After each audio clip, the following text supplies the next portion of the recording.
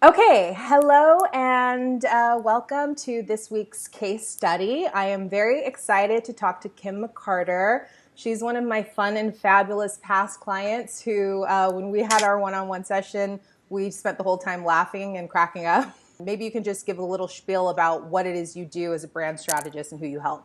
Okay, so first things first, I wasn't full time. You were No, speaking, weren't you speaking and stuff like that? Were you working and doing speaking, that? I had clients and everything, but I still had a full time job then. That's actually when I had a full. Not only did I have a full time job, Carla, but I had a full time job that required me to travel from Jersey to Denver 3 times per month. Oh my Yes, gosh, I was busy. I was busy. that's insane.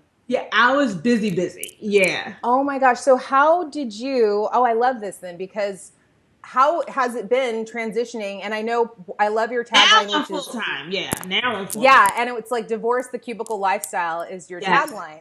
yes, So when you were building your business, so when you did sell at your coaching, were you working, taking my course, building your business? yes. Oh my gosh. Okay. So how do you, this is a great question then. How do you, or how did you manage your time? Because I know a lot of people sign up for courses and they don't end up following through or taking action. And every week you were like, here's my assignment, I'm done, what's next? So, how did you manage your time when you're working full time, building your business, taking a course, and making these changes? Like I have two planners that I live by. I use this one like as in my purse and stuff like that. And then I have a bigger planner that I kind of keep like in my journal area because I have to schedule everything. One of the promises I made myself when I started your course was if I sign up for this course, I have to do the work because I was someone who would sign up for courses and not do the work at We all. have all been there. The funnel that you created. So, you had this huge Facebook business page that you had built up. How did you build that Facebook business page up with so many likes? Was that all through advertising? No. So How come no. I don't know all this stuff about you? No. So I back in 2009, I started blogging. Mm, So what happened was me and my friend decided we didn't want to blog no more because we just didn't like the blogging atmosphere, and I kind of just focused on work. When I decided, what happened was I kind of crossed from blogging to social media consulting. And in crossing over to social media consulting, that's how I kind of fell in love with the coaching industry. And a lot of those followers, I built my clientele actually locally. Like, so I didn't build it online.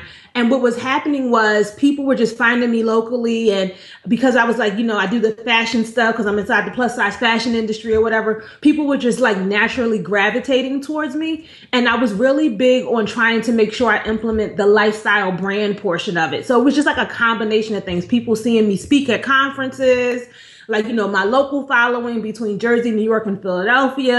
And yeah. And you had no idea that you were going to be able to leverage that because I'm sure if you started that back in 2009, it's like another client of mine who was in the spiritual space and she grew her Facebook page huge. And then all of a sudden, Facebook started offering the chance to advertise and you could target the people who liked your page. So you kind of had this gold mine that you were sitting on. Because I was able to build my coaching business locally, there's so many stay-at-home moms.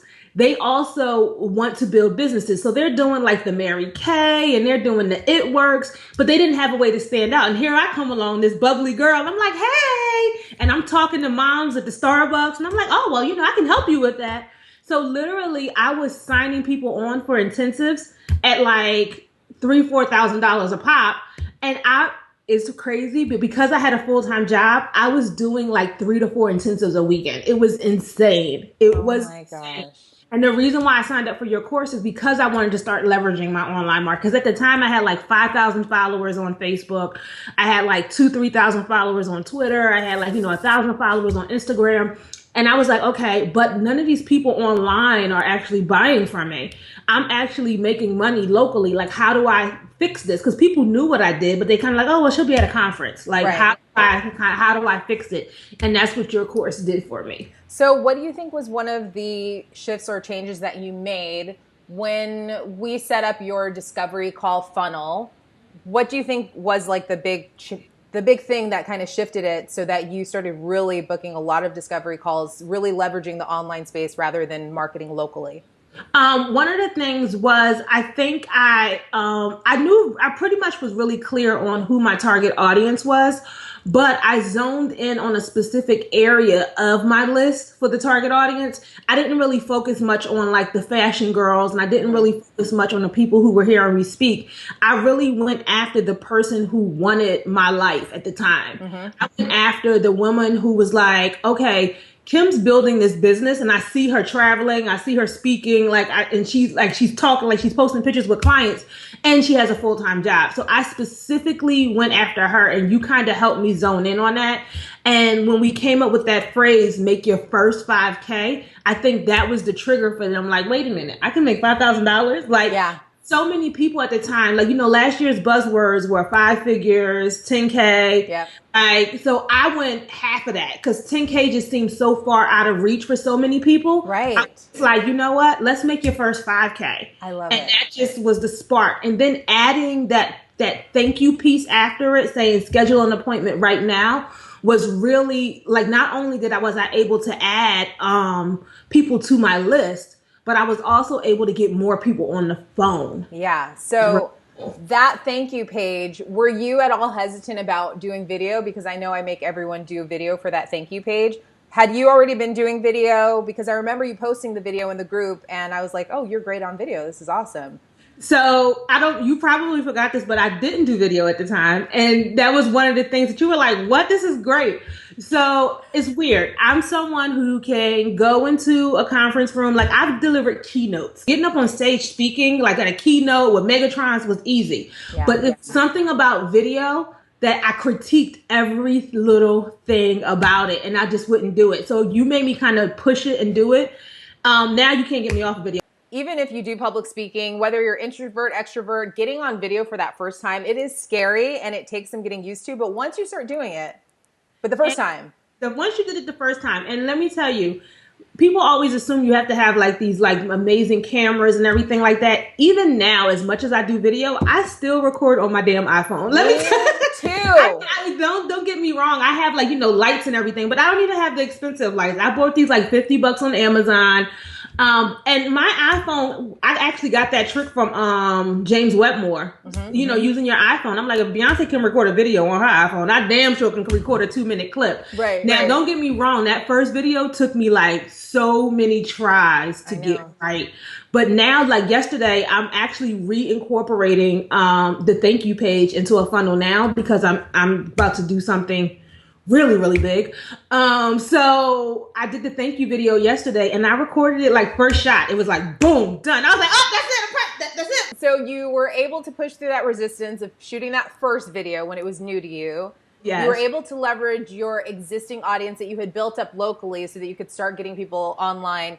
And the other thing is about getting people on the phone. What is your take on really, like, I guess, selling premium packages, higher price services, and being willing to invest the time that it takes to do discovery calls? So that funnel where someone opts in for a free gift, then they see the thank you page, they see the video with the link to your calendar to book a call to chat. There's so many little nuances that go into that. Like, people could book a time to chat with you and they don't show up. They show up late. They forget their appointment. You have to send reminders. It's like your calendar needs to be really tight so they can't book too far out in advance, because then people change their mind. How did you kind of stay the course in that whole process? Because it's something that we all go through as coaches, like that whole road. So let me say, I've implemented this funnel a couple of times, not only for myself, but for clients as well.